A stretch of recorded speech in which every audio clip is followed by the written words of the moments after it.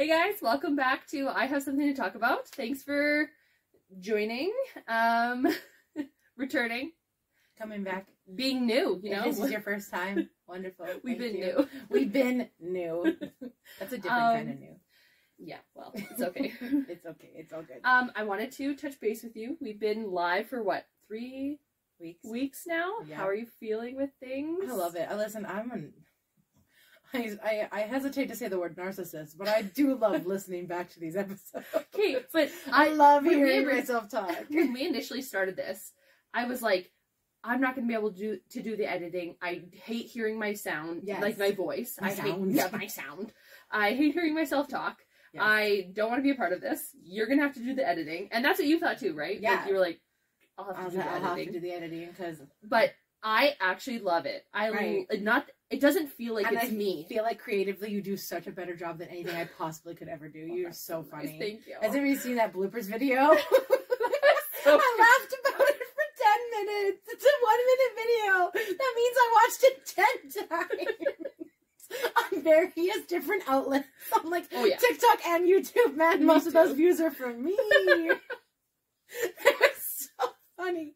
I just feel like maybe I'm just like dissociating so hard from it because I don't even feel like that's my voice at all. So when I'm like listening to it, I'm like, oh yeah, these are just two like really good friends. Yeah. Just bullshitting, and I'm loving it. I love it. It's fantastic. It's so much I'm glad fun. that we are on a good page with this. Yeah. So I'm having a great time.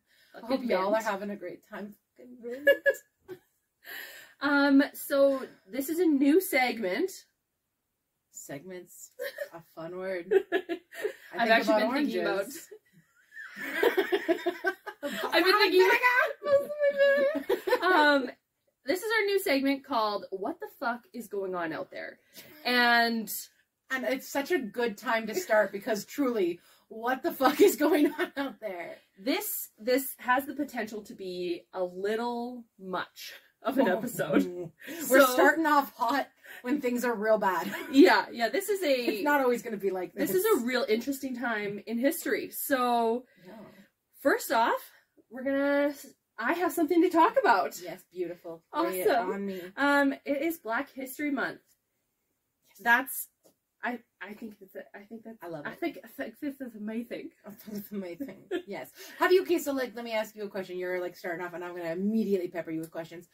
Do you I'll fully admit I dropped the ball this year, man. I usually engage with Black History Month really intentionally and make sure that I'm watching more Black creators and engaging with Black media, and I just didn't this month, and I was like, oh, now it's the end of February and I'm like, oh, you're a bad ally, man. You haven't done anything. But I think no but's an eraser, but I think if you can be perceptive enough to say, okay, it doesn't have to be a month of it. Right. And then, oh, no, Black History Month is over. No more Black creators for me, thanks. Right. That's not what it is. This is just a reminder annually, hey, are you doing your part? Are you doing your part? Are you doing your part? And I had such good intentions of I had picked up, because usually the way that I engage with Black History Month is reading books, because I love reading. Reading articles and reading books that center around either Black main characters or reading articles that center around a Black perspective or written. Right. Yeah. You know. So I had such good books picked out this month, and then I got sucked into a different book before the month started. And it's a big one. I got sucked into a whole series, and I was like, yeah, I'll just finish this quick, and then I'll read all of my other books that I had picked out for Black History Month. And then I didn't, because this book is kicking my ass, man. But I'm still gonna read them. It's still gonna happen. Yeah, exactly. If anybody wants those book recs, let me know. Yeah, I'll tell you right now. Do you want me to tell you right now? Yeah, tell us right now. Absolutely. Okay, so I was gonna read The Hate You Give by Angie Thomas. I think that's her name. Tell me if I'm wrong in the comments. Then I was gonna read Legendborn, because that's supposed to be really hot right now in YA. I think it's YA. Maybe it's new adult. I don't know a lot, obviously. She doesn't know a lot, but she's got the spirit. And the other one that I had on my list was Ace of Spades, because they're all books with black characters as the main character. Oh, okay. Like, super, but also like and varying black genres. I think they're all black authors. I don't know. I have to like double check and make sure, but I would assume because like nobody is that tone deaf nowadays, right? Yeah. Who would get published writing a story with a black main character who wasn't writing from a black perspective? Could you imagine as a white person writing a book with a black main character and being like, yeah, I totally understand the perspective. Why don't you fuck off? Why don't you literally write about anything else? Just take a seat. Yeah, I think I just wanted to like reiterate that we are, that they are. I think they are. Somebody, if I'm wrong, tell me now. Yeah, that would. I haven't looked into it that closely, but. And that, like you said, that would be a little much. It would be a lot. As my sister and I say, if anybody did that, they would need to sit the fuck down and shut up. Yeah, I agree with that. Sam and I say that all the time. About anybody who pisses us off. For Black History Month, I found an article. This is written by a woman named Asia Ewert. She wrote an article in Bustle about 6 ways to be an ally during Black History Month. So the first way was learn why Black History Month exists. Right. And I think that's amazing. I think we should all know that and be able to appreciate it. Right. So it started in 1926 by Carter G. Woodson as a celebration of the accomplishments of Black people in American history. And it became Black History Month in 1976. So that's a big time disparity, isn't it? 1926 it was a week, and then in 1976 it became a month. Yeah, well, that's like a long time of being oppressed, my guy. You've earned that month. Yeah. Oh my God. Yeah. And it goes in, she writes an amazing article. Right. She really talks about a lot of things that really make you think, and we'll get into them. So the next one is accepting your privilege. Like, as a Caucasian person, being able to accept your privilege and be able to see it is... Even just being able to see it is like step number one. And then being able to accept that you have it. I know that when I talk to older people about white privilege, like if I talk to people who are like in the generation above us, when I talk to them about white privilege and like what that means and what the definition is, it's so hard to even come to terms with that. Or even understand it. Or just even understanding that like there are things that you get inherently from having the color of skin that you do that other people are not given. Yes. And like it's so hard because you have to like confront the fact that life's not always going to be like easy. I think what it comes down to is just like when you understand that you have white privilege, then there immediately becomes this like culpability of like, oh, I have to work hard to not be like that. Yeah. You have to be conscious of those decisions that you're making. And I think that as a white person, it's hard to see that disparity, like the differences. Oh, for sure. And being able to see that and accept it and be like, okay, I see the privilege. And I think that's our first step. That's our first step. Dude. Our first step I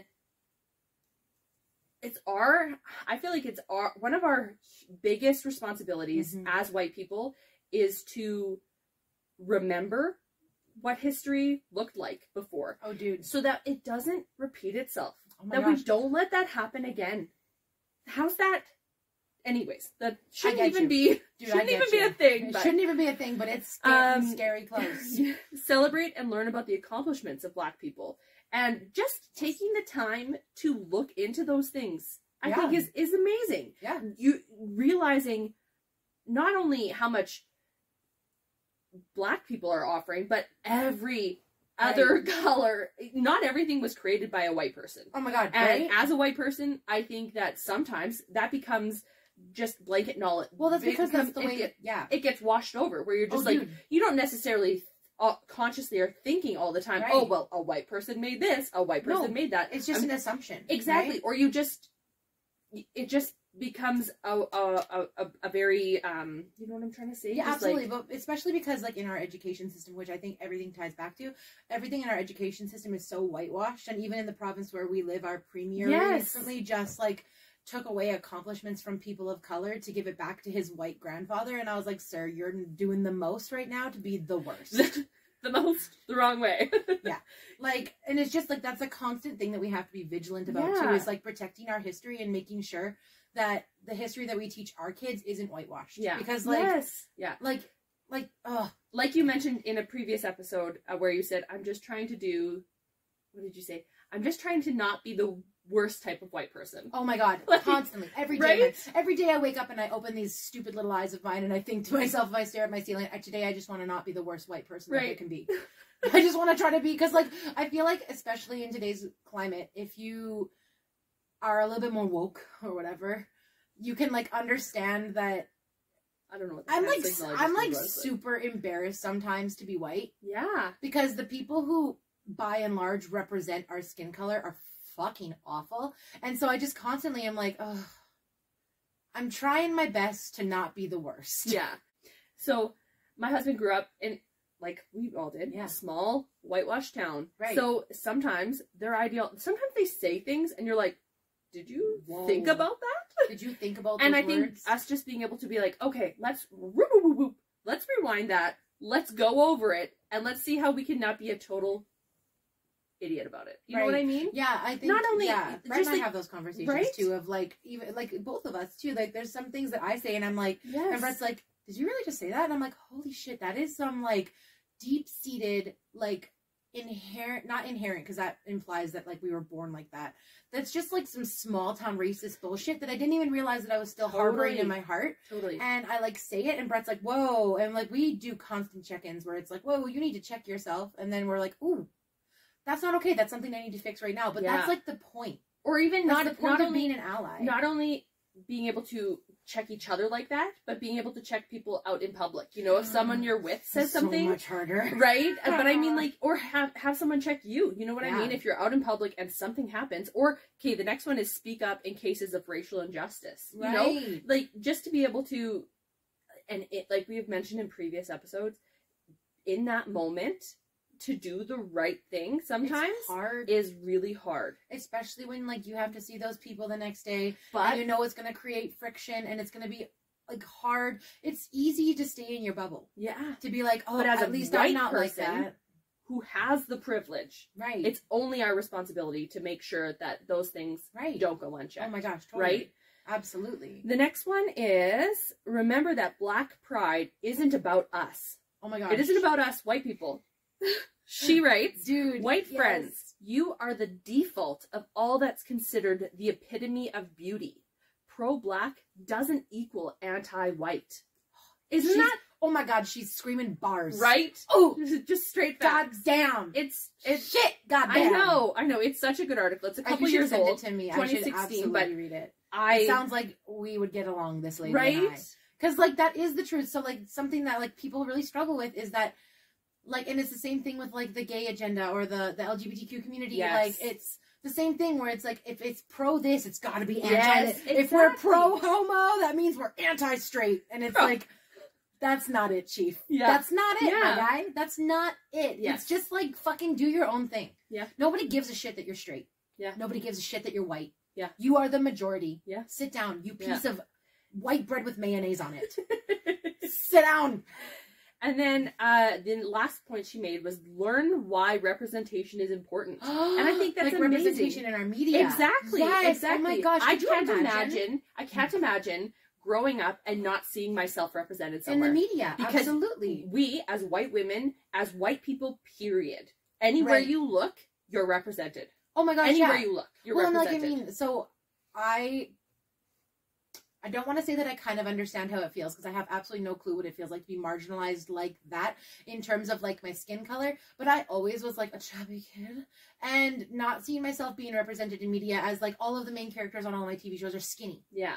And like even just that little bit, like that is by no means the same as racism. No. It's not even close. Of course, but even just that little bit is just like, okay, I can empathize with how it would feel growing up, never seeing yourself. And then when people, like, there's so many shows out there that have, like, all Black casts. And I'm like, yes, we love it. We love to see it. And I, like, watch those shows specifically because I love that shit. Yeah. I don't want to watch another white person on the screen. Oh, my God. We've been there. We've done that. Yes. But then other people are like, oh, my God.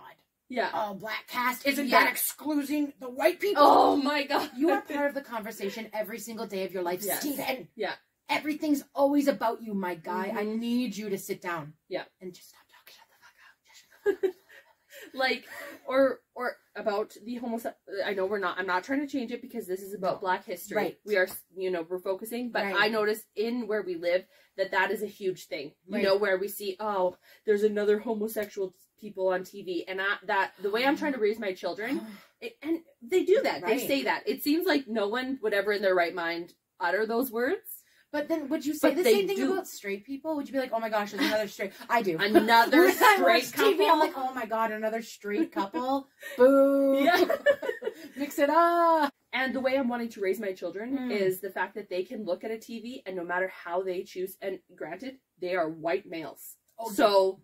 They are the top of the pack. Yeah, they're going to be represented. But in case that they choose to identify differently, that they would be able to find that representation on the TV or in our home. Right. You know what I mean? And feel included and feel. I want anyone who would be able to come into my home and feel like they would be included. You know, I would. Right. Oh my God, could you imagine? I just would. Can you imagine being that parent who's not willing to accept your child, no matter fucking what? Could you imagine being that kid? Could you imagine being that person who's not going to want to accept somebody because of their skin color? Yuck.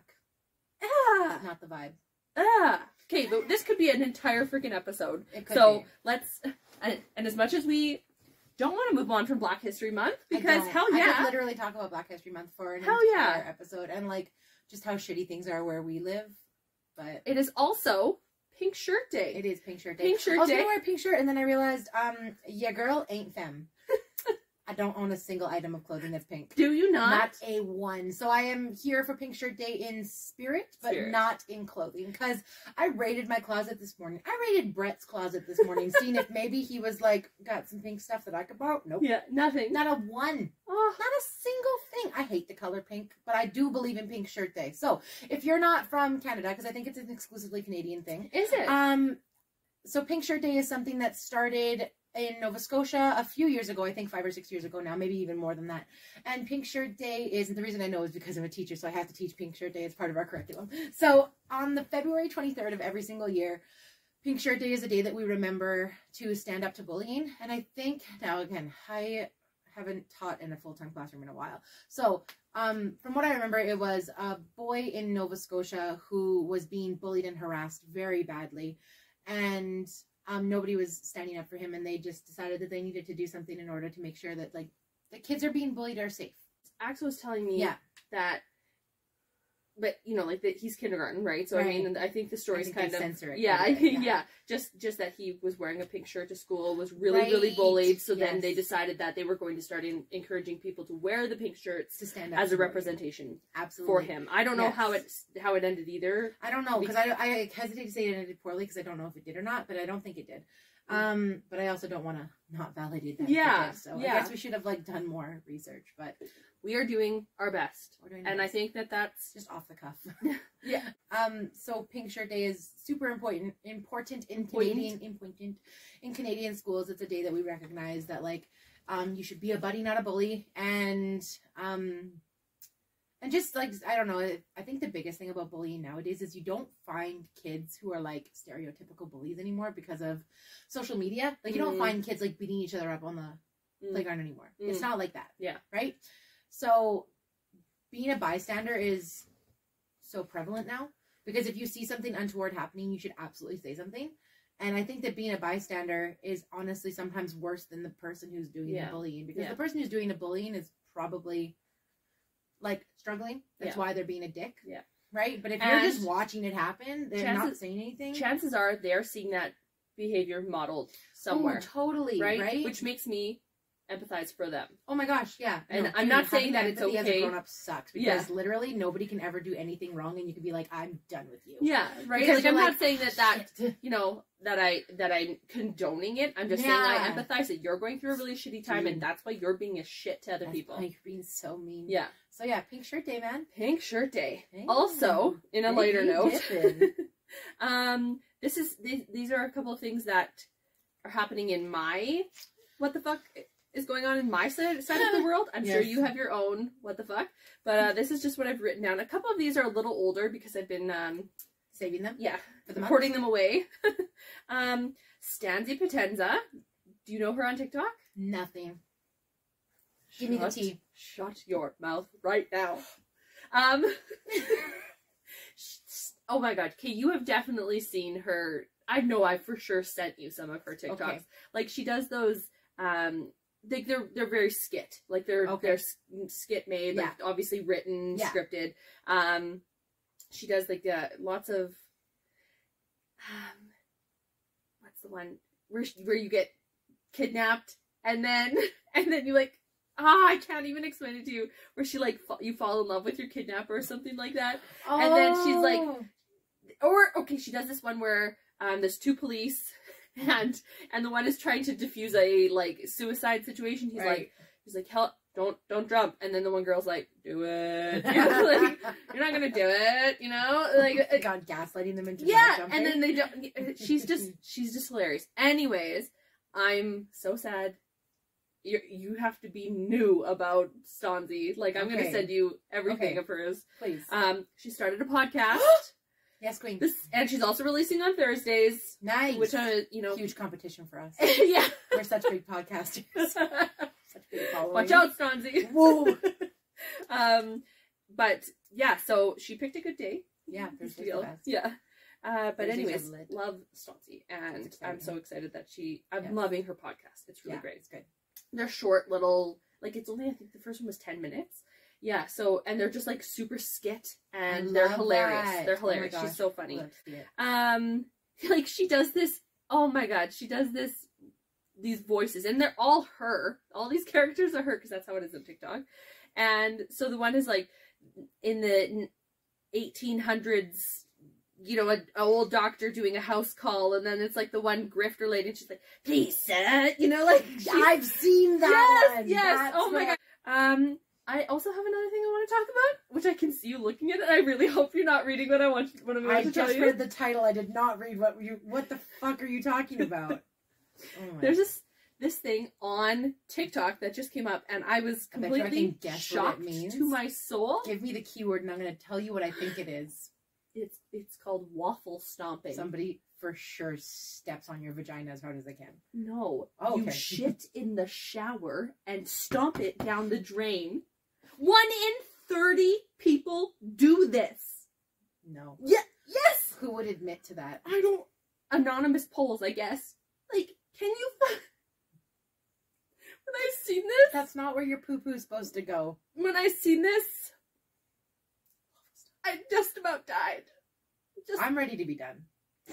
Let's end this. Okay. Let's not end this on waffle stomping, okay? I cannot. What the fuck? I know. What the hell? That's disgusting. Let's just veer off from that. Let's completely move on, okay? We mentioned it. We gave its validity. Wow. Yeah. We're moving on. Please don't waffle stomp. Ew! PSA. Don't waffle stomp. Go and poop in the toilet, you lazy butt. Oh my god. Also, that means you'd have to touch your unwashed ass with your hands to clean it. Listen, I can't. Feces can make you real sick, my dudes. That's why people in the Middle Ages used to die, because they dumped their shit in the streets. Okay? Okay. We gotta keep going because we're already at 26 minutes, and I've completely demolished this whole conversation. The next is, did you hear about Katy Perry? She's in a land dispute with nuns right now. Sounds like something she would do. And one of the nuns in a literal courtroom died because this was so stressful for them. Why died. Is she in a land dispute? What's the background? Good. These are good questions? Question. Okay. I remember seeing this on TikTok. This is a little while ago, maybe a month ago. Okay. And I was like, I have to write this down to tell you about it, because did you know that Katy Perry's in this? Did Katy Perry, what are you doing? You're out here fighting nuns. Right? So I don't know exactly what the land dispute is in regards to. It's so weird. So will, but one of the nuns literally died in the courtroom. Dropped dead. Dude, I don't. Katy Perry, let it go. Katy Perry. Let it go. Dude. Come on. Listen. Let the nuns have the land. Catherine, I'm not going to tell you how to live your life, but you should stop killing people in courtrooms. My guy, it's not a good look for you. This is not very, I kissed a girl and liked it of you. That's not very bisexual energy of you. That's very Russell Brand energy of you. Is that too soon? Is that too mean? I'm so sorry. Listen, now I'm scared. Katy Perry's going to come out. Yeah. Okay, I've got 2 more points I want to hit. I see that. I see the name and I'm excited. Tell me. Ryan Reynolds was on Dear Hank and John. Yes, you told me this. I love Ryan Reynolds. Did you listen to it? No. It was so good. Was it Ryan good? Reynolds was So a complete funny. different person. Which, I mean, of course there's an entertainment persona, but this is not who I expected to listen to on a podcast. He was awesome. He was also, so good. Yeah. Daddy John. Daddy Hank. Daddy Hank. Everything. Daddy everything. Don't even Daddy John up in here. I love John. I love John. Listen, hot take. I fell in love with John before I fell in love with Hank. I only started falling in love with Hank after I'd already like completely fallen in love with John via his books. That's Hank just how he helped me through every school I've ever done. Yeah, that's true. Thank Crash God. Course. Oh my God. Oh my God. Crash Course. Crash Course is fantastic. Crash Course didn't help me through school, but Crash Course certainly helped me teach. Yeah. A lot. Right? Days I show up to school, I'm like, I don't want to teach. Guess I'm who's doing the teaching so today? in love with Hank. Hank Green. Also, in the podcast when they're talking about it, I'm pretty sure Hank definitely calls him the wrong name. Calls Ryan Gosling, I think it is. I can't remember. He would. He definitely calls him the wrong person. That's fantastic. And Ryan talks about a de-escalation course he took. He took a de-escalation course, which is, I can't remember because it was a couple weeks ago that I listened to it. I'm so sorry I did not have really new research about this. But where you recognize, empathize, and one more. Can't remember what it is, but you recognize what they're going through, you empathize with it, and honestly, it's been helpful for me. Yeah. Rather than you trying to correct, and this happens in so many situations, rather than you trying to throw your own opinion in there without, like, I mean, you know, there's some people who are fine with that. I'm not a confrontational person, so I'm definitely going to recognize and empathize and let's move on. GTFO. Yeah, get the hell out of there. And then, did you know that kids nowadays don't know what iPods are? People have been showing them what an iPod Shuffle is, and they don't know what it is. An iPod Shuffle? What kind of iPod did you have? I had an iPod Nano. Oh, the little one. I had, like, the long skinny one. Is the one that I had. So I had an iPod Nano, and it was the one with the square screen, but it was, like, really long with the spin wheel on the bottom. Oh, right. And then I had a Nano Chromatic. I had 2 or 3 of those that I completely destroyed. Because they were, like, metal with a glass on them and, like, ridiculous. I actually still have, I'll bring it in for show and tell next time. I found my iPod Nano the other day, my first gen iPod Nano. That's awesome. And it's, like, destroyed, but I tried to charge it the other day because for some reason I still had an old iPhone 4 charger lying around. And I plugged it into my computer and I charged it. It still has music on there, baby. God. Good luck finding a pair of fucking headphones that you can plug into it. Now everything's wireless. But I had Nano, and then I had a Nano Chromatic, and then I had an iPod Touch, and then I got an iPhone. So then I didn't need a MP3 player anymore, which is crazy. We lived in a time where people were like, oh, what do you like? iPods or Zunes? If you don't like iPods, you're an idiot. What's a Zune? Don't you remember Zunes? No. Oh my God. I had an iPod Touch. The iPod versus Zune narrative back when we were 13 was wild, because you only were a true music lover if you had a Zune. iPods were for sellouts. Ridiculous! Oh my God. I had an iPod Touch. Yeah. That's the only one I had of the iPod series. When I got my first I loved it. Touch iPod, cool person. and I had, like, downloaded games on it. First of all, it was 4 gigabytes. I had 1 game on it, and it was a maze game, and I was amazed. I hate myself. That I could, like, because it was a maze game where it was, like, you would tilt the screen. Yes. Do you remember everybody had those? Because that was all the rage back then. That was mine had a lighter on it, and you would flip the lighter up, and it would light up, and then you would blow on it. And oh my God, I know when it would like. Oh my God, I remember. Yeah. Yeah, and I literally used to download movies on LimeWire. Yes, LimeWire. Illegally download movies on LimeWire and upload them to my iPod Nano Chromatic to watch movies on the bus. That's how desperate we used to be to just not talk to the other fucking kids on our bus. I don't want to talk to you. Yeah, don't look at me. You need to. I need to tell you. Yes. Mine? Tell me yours. Dude, yours were so fun. Mine are sad. Bring us down. We're going to end this episode on a downer. I can't stop. The kids have been doing this at school a lot, and I can't stop. What does it mean? I don't know. Sometimes they don't tell me. So I just pick it up, and I'm like, is this a gang sign? I don't know. What am I saying here? So my things that I was like looking at this month were obviously the crisis in the Ukraine. Okay, I did a bunch of research about this because I of course heard about it and have like seen stuff about it, but I'm so my tactic with politics is active avoidance. I will actively avoid politics. Okay. So I did do some research because it's horrifying. It's horrifying. It's horrifying. Yeah, it's not great. It's certainly not great.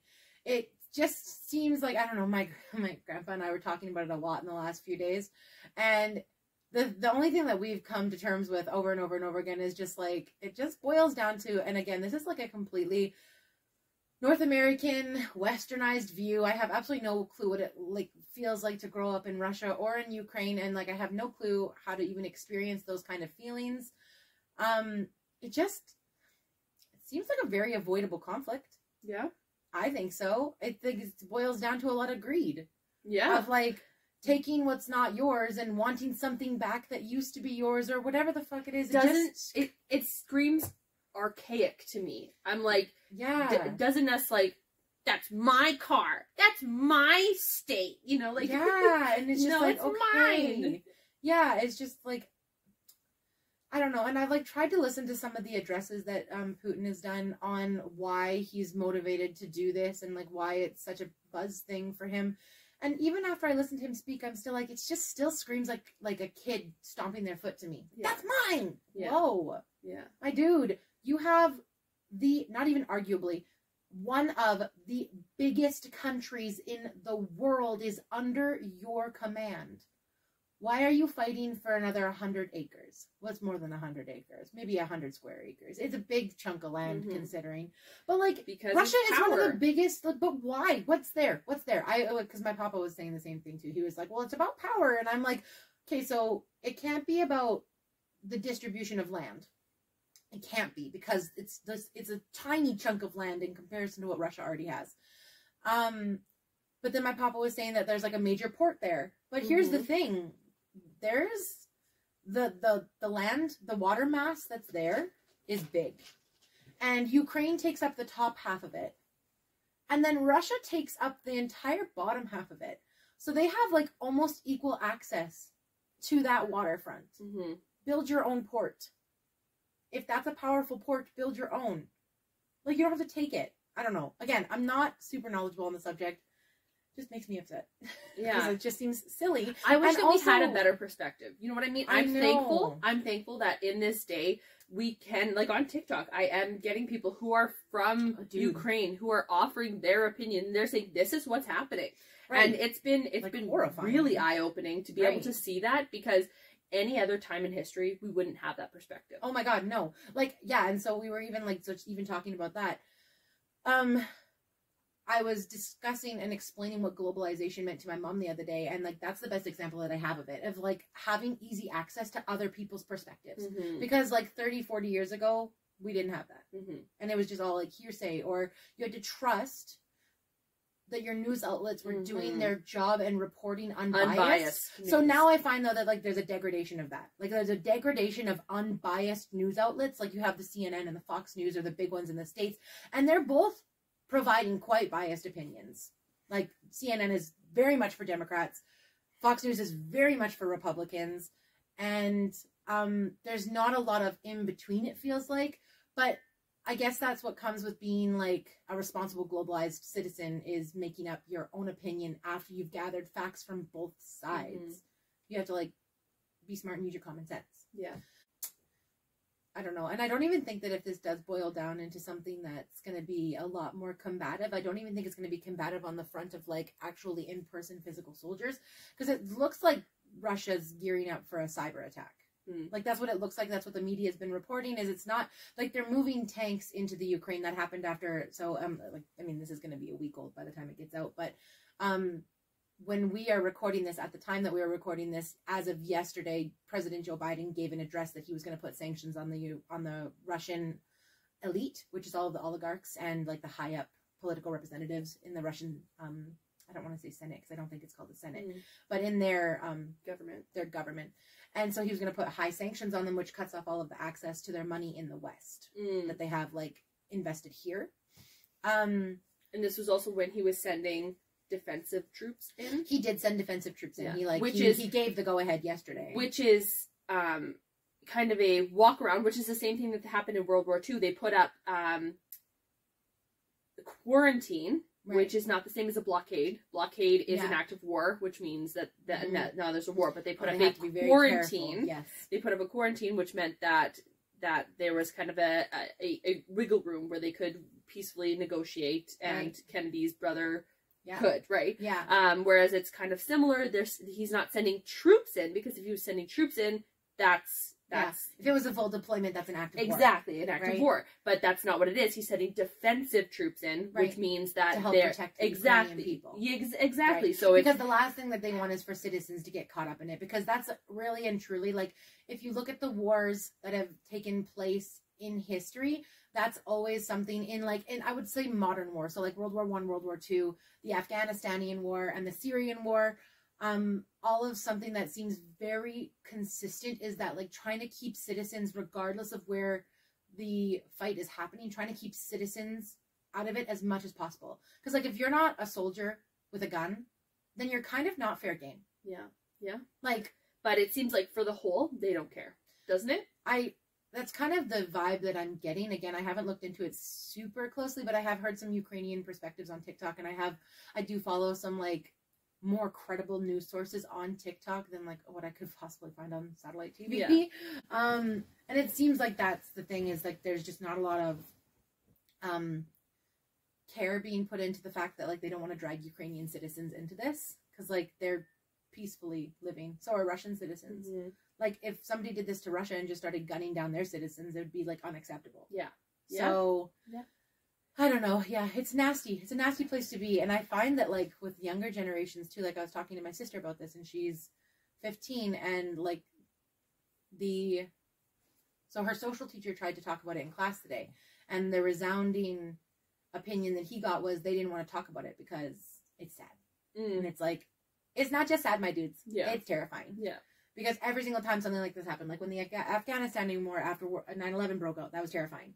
When the Syrian war broke out, that was terrifying, because the Syrian war, like, I don't know if somebody, because, like, nobody talks about the fact that, like, especially American citizens, but Canadian kids too, we were 8 years old when 9/11 happened. And, like, watching that on TV is, like, kind of traumatic. Mm-hmm. Not as traumatic as if you were an American citizen, obviously, because, like, we're up here kind of in our own little untouchable space, but feels like it was still scary. And it was scary to know that there are people out there who would go to, like, great extremes to, like, get their message across. Mm-hmm. And so the Afghanistanian war happened as a result of 9/11. Obviously, everybody knows that. And then that kind of, like, died down, and it turned into, like, a peacekeeping mission over the years. And it happened. It was such a long war. Yeah. It happened for forever. And then it was like, oh, we killed Osama bin Laden. Or we didn't kill him, or whatever it was. It was like, oh, no, it was. Because I remember Obama, like, breaking into that room and being like, bah, we got him. Bah, bah. I mean, he dropped a mic, he kicked the door open. And so, like, I remember very vividly that when Obama came on to the TV and gave that announcement, I was like, big deep breath, it's over. Like, Al-Qaeda has been dealt with. And then, like, literally it felt like a breath later. It was like, oh, ISIS. I was like, oh, my dudes, I need you to stop. And then it was like the Syrian war, right after ISIS started becoming a huge threat. It was like the Syrian war. And then it's like, oh my God, is it ever going to be over? And then I feel like as a Canadian whose troops are, like, our troops here are mostly committed to peacekeeping. We haven't actively fought in a war that we, like, jumped into head first without the U.S. fucking dragging us along in a really long time. And so I just feel like every single time something like that happens, even yesterday, President Joe Biden's address, I was like, I understand the implications of being a world superpower and sticking up for somebody who can't stick up for themselves. I also understand the implications of being a part of NATO. You have to protect each other. That's the agreement that you signed. Yeah. So if somebody was coming here and trying to... And Ukraine isn't a part of NATO. They're not. No. But they'd like to be. Right. So that's what I understand. That's what they were petitioning, is they wanted to become a part of NATO. And we are a part of NATO. Like, Canada is, and so is the States. And so we made it a commitment that we were going to protect, like, people from injustices like that. And it just feels like it's always the United States, though, who is, like, just war happy. jumping in. Yeah, that's what I was like. Why is Canada not the first person? Not that I want to be. Don't get me wrong. Yeah. Not that I want our country to be like, yeah, let's do it. Send our troops there. But like, it just always seems like the U.S. has got one hand on the trigger, and they're just aching for somebody to be like, pull it. Okay, settle down. We get it. You spend $95 million billion cajillion dollars on your fucking military every year. We understand. It's why you're in debt. But like, we don't have to just like throw grenades at everything that bothers us. Like, dude. I don't know. I don't get it. I don't get it either. I don't get it. Does Putin just want to? I think this is mine. This is mine. I think this is mine. Like, everything's mine. Just the whole world. He'll just be like the. Yeah. I don't get it. I just don't understand it. It just feels very archaic to me, and I just hope that I never have to understand. You know. Yeah. Honestly, like. Yeah. And then I'm sure there's another. So jumping from one politically heated topic immediately to another, in Canada, we have been experiencing something called the Freedom Rally, and it is, in recent memory, the first time that there has been widespread protesting like this in Canada that I could ever possibly remember. Intense. It has been a lot. So here's the thing: Canadians are stereotyped as quite peaceful, apologetic, kind, empathetic, giving. That's because we are, on a whole, more of those things than our neighbors down south. Okay? So, feeling like our country's divided kind of really sucks. Yeah, it's been a lot. Being able to, like, not leave my house without seeing... Because now, so here's the thing. I already had a very skewed sense of patriotism before because of everything that's happened with our, like, First Nations issue. Right? Like, the lengths to which that our government went to suppress the entire First Nations, like, agenda and, like, all of the wrongs that were done to them. I've started having a negative feeling about the Canadian flag for a long time. I can't leave my house and see one without immediately being like, oh my God. Yeah. So fucking embarrassing.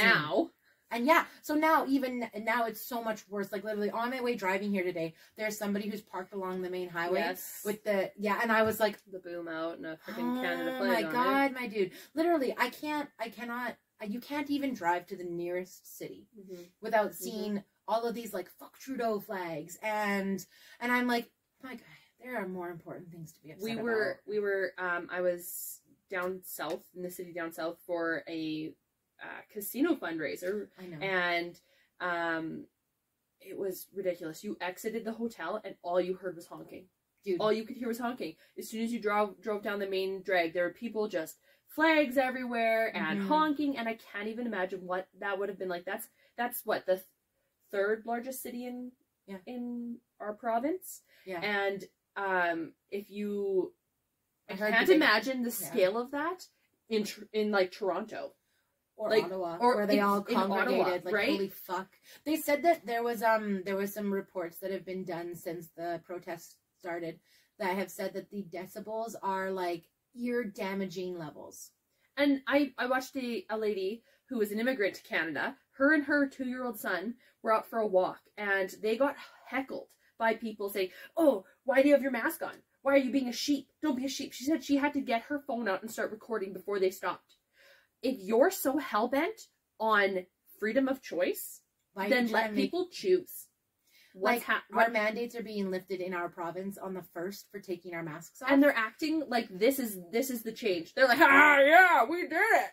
We didn't do anything, my guy. As if mandates weren't planning on being lifted. JK was going to do that anyway. Not to be mistaken with JK Rowling. She's not our premier. JK the premier.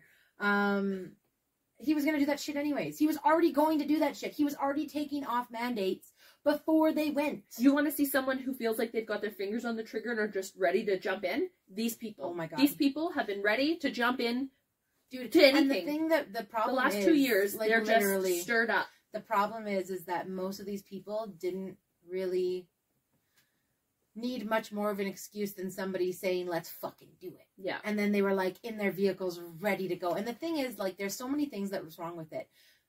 It's disheartening to me that we went from a year and a half ago from first responders getting like pots and pans banged for them at 8 o'clock every single night. Like we used to stand out on our step in our small towns and do that, like for first responders and for first liners of like nurses and shit. And now in Ottawa, they had to send out a notice, like if you're leaving the hospital and if you're somebody who works in healthcare, don't leave the hospital with your scrubs on because you're probably going to get harassed. Yeah.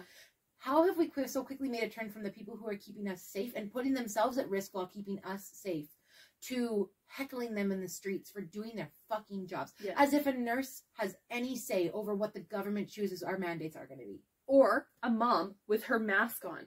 Like let's not be dicks. So you want me to take my mask off and like maybe she takes care of her sick father. Yeah. Maybe she's immunocompromised. Yes. Maybe she takes care of somebody who is. Maybe she has to wear that mask so that she doesn't actively kill somebody. You're telling them to take their mask off. You're fighting for choice. So let people choose. It's insanity. That's literally like people saying that they want to get rid of abortion because it's taking away the choice of the fetus. What about the choice of the mom? Yeah.